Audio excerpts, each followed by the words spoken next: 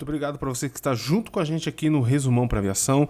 Quero agradecer pela sua presença aqui nesse podcast ou vídeo podcast, dependendo da plataforma que você esteja acompanhando aqui esse trabalho.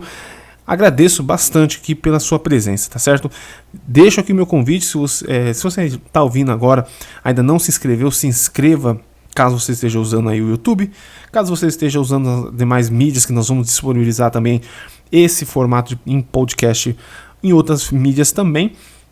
Siga a gente, também colabora com esse projeto aqui, por gentileza, se inscrevendo, deixando um curtir, compartilhando através aí dos seus amigos, com certeza, para que esse projeto possa crescer cada vez mais, a gente se incentive, não é, a proporcionar a todos mais uma ferramenta de estudos, tá certo?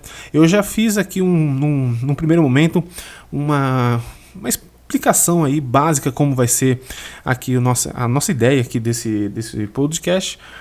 Então hoje eu vou só fazer uma rápida pincelada do que nós vamos tratar e também especificamente alguns pontos que são, na minha opinião, muito importantes para deixar bem claro, tá bom? Qual é o nosso propósito, beleza? Rapidamente.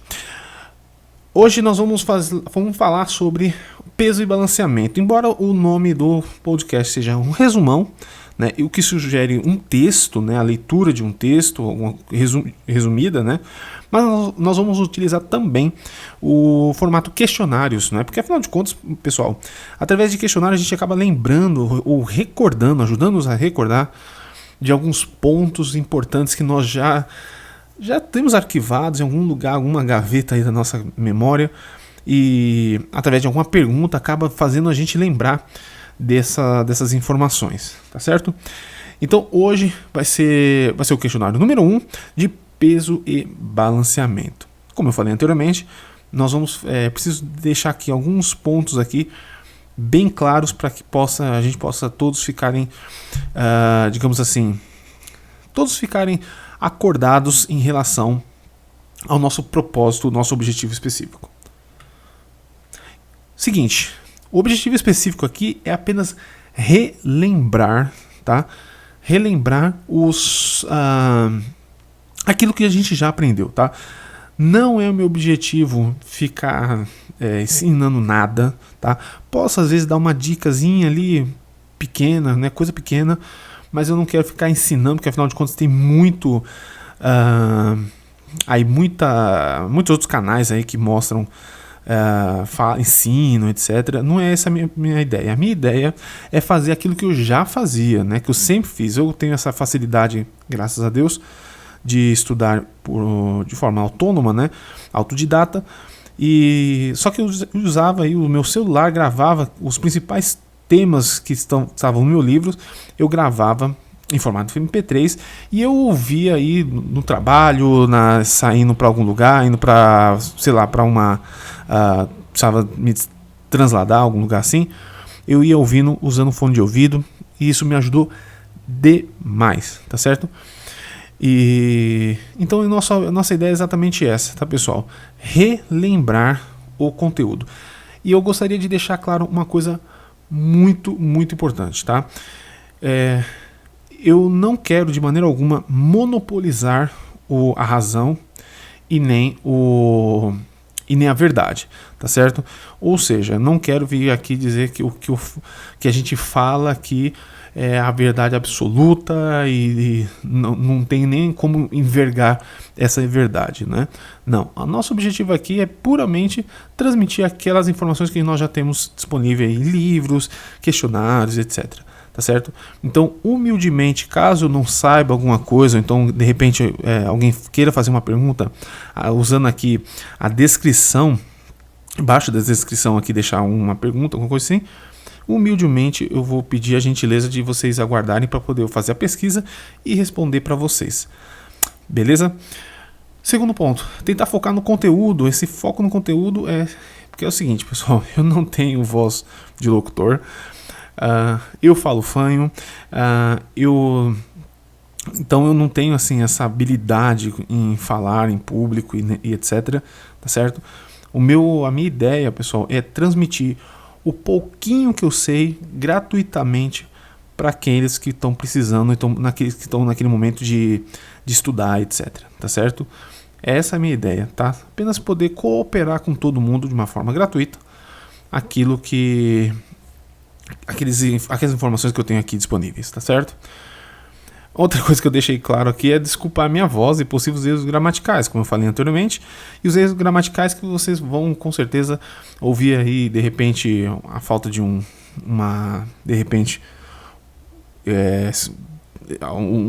plural que eu deveria utilizar e acabo não utilizando, né? Isso vai acontecer sim, tá bom?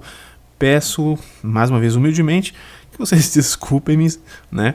Não tenho habilidade com isso aqui, mas com certeza o meu objetivo é realmente cooperar de alguma forma com vocês, então peço que vocês, por favor, retribuam relevando esses erros, tá certo? Ler sempre a descrição do vídeo, por favor, eu peço aí gentilmente aí que vocês leiam essas descrições, afinal de contas, sempre que alguma pessoa quiser dar alguma ideia, alguma dica, eu vou deixar na descrição do vídeo alguma informação nova, alguma correção que possa ocorrer e com certeza vai ocorrer. Ou então, na descrição do vídeo eu vou deixar a fonte bibliográfica dos conteúdos que nós vamos apresentar. E por final, haverão pausas durante o podcast, afinal de contas, já está mais que provado que ficar jogando conteúdo demasiadamente não é muito bom, tá bom? Então a gente vai de vez em quando fazer uma pausazinha, beleza? Para que a gente possa assimilar melhor o conteúdo. Beleza então, moçada? Então vamos começar aqui no nosso podcast Resumão para Aviação. E vamos começar então com as primeiras perguntas aqui de peso e balanceamento. Lembrando que as perguntas que eu estou apresentando hoje são questões que foram objeto, né, de provas da ANAC, de peso e balanceamento, na hora que a gente vai tirar o CCT, né, de PLA, por exemplo. São essas questões aí que eles apresentam lá, as pessoas acabaram disponibilizando pra gente, é o que nós vamos mostrar hoje aqui para vocês. O centro de gravidade de um avião é o ponto de aplicação da resultante de todos os pesos do mesmo. Um dos problemas causados pela espessura da onda de choque é o deslocamento da camada limite. Corrigir as tendências que possam aparecer durante o voo, de forma que a aeronave permaneça sempre estabilizada estática e dinamicamente, é função do estabilizador. O stall de choque é causado pela compressibilidade do ar a partir de um determinado número de Mach. Nas baixas velocidades, para se aumentar a eficiência do controle lateral, os ailerons externos podem operar em conjunto com os spoilers. Os spoilers são superfícies que, quando comandados, se abrem no extradorso das asas, com a finalidade de reduzir a sustentação da asa. A velocidade escolhida durante um procedimento de drift down deve assegurar ultrapassagem segura dos obstáculos. Durante a trajetória de decolagem, estando o flap acionado, haverá interferência no ou na gradiente de subida. O segmento de decolagem, onde a aeronave encontra-se nivelada com o gradiente nulo, denomina-se terceiro. Nessa questão aqui, nós devemos lembrar aí, eu sei que todos nós já sabemos, mas quem ainda está estudando um pouquinho sobre peso e balanceamento, isso aqui está se falando as fases, né? As fases após a decolagem, né? Efetivamente, né? Você tem o primeiro segmento, segundo segmento, né? Recolhimento do flap, etc.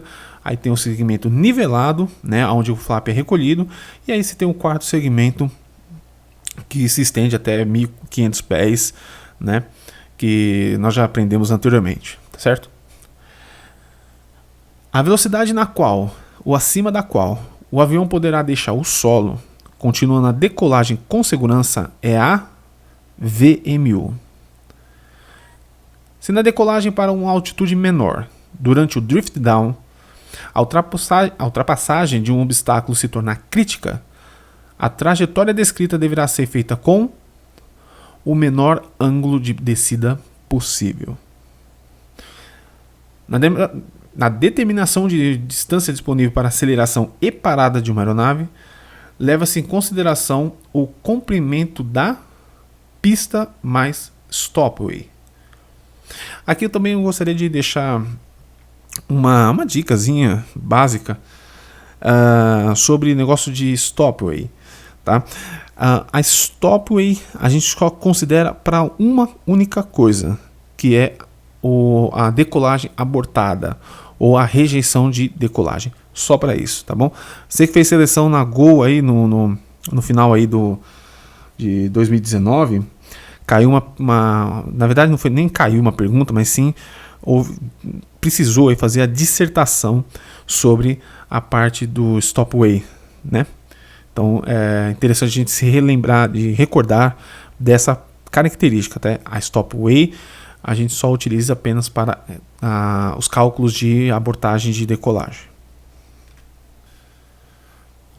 Durante uma aproximação para pouso, um avião está sob a influência de um vento de proa.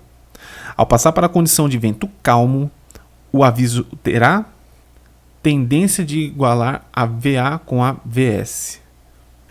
Se por algum motivo houver um aumento na espessura da camada limite, o avião terá, sobre o extradorso, uma região de turbulência.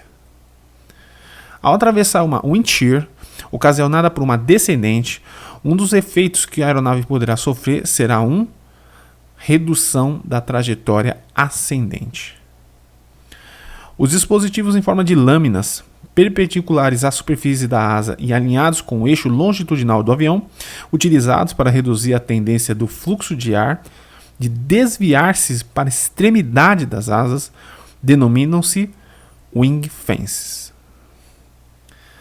A TAT, em função do atrito e da compressibilidade do ar em voo, é sempre maior que a SAT. O centro de pressão de uma aeronave em alta velocidade desloca-se para trás. O fenômeno de Dutch roll é consequência do movimento de guinada. Atenção também aqui, uma coisa que eu gostaria de lembrar, especialmente aí a moçada que está começando a estudar esse assunto aqui. Dutch roll, a gente sempre lembra do movimento de yaw, tá? Aquele movimento sobre o eixo vertical. Diferentemente, né, quando você tem uma condição de tuck under, né, que aí seria o dispositivo utilizado, seria o Mach Trimmer, etc. Tá? Então é sempre interessante a gente lembrar dessa característica. Falou em Dutch roll, falamos de guinada. O peso operacional de uma aeronave é definido como sendo o somatório entre o peso básico operacional e o combustível para a decolagem. O estabilizador de uma aeronave é ajustado em função do ou da posição do CG. O comprimento efetivo, corrigido para efeito de vento e gradiente de pista, é denominado comprimento retificado. O número que representa a resistência estrutural de uma pista denomina-se PCN. Lembrando mais uma vez, PCN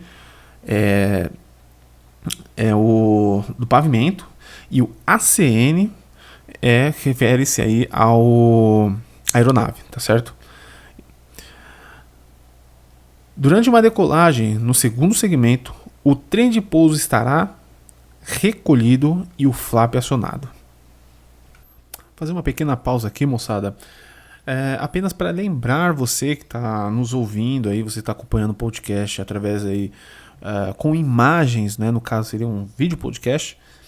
Eu faço aí um convite para você, caso você queira reduzir o consumo da sua internet, né? Que às vezes você pode estar no trânsito aí, quer reduzir o consumo assim, do seu pacote de dados. Na parte inferior aqui todo mundo já sabe, mas só lembrando, na parte inferior aqui aqui da janela do YouTube, você tem a opção ali de clicar ali e reduzir a qualidade, ao invés de ser uma qualidade superior, né, maior aí de 720 ou então 1080p, dependendo de como eu vou fazer aqui a renderização desse podcast. Eu convido aí você colocar uma quantidade menor, tá? Você pode colocar aí, sei lá, 280p, sei lá, 360, para poder reduzir aí o seu consumo de internet, você poder continuar aí acompanhando através de áudio, tá certo? A condição de voo em que se atinge a maior distância percorrida para uma determinada quantidade de combustível denomina-se long range. Com relação ao comprimento efetivo da pista, a distância de pouso não poderá exceder 60%.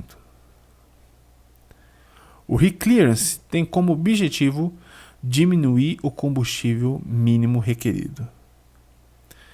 A relação de componentes mínimos requeridos para o despacho de uma aeronave está contido no ou na MEL, Minimum Equipment List. Uma coisa também, para quem está começando também a estudar sobre esse assunto, a gente é interessante, né, nós recordarmos de algumas dicas que os professores nos dão, né?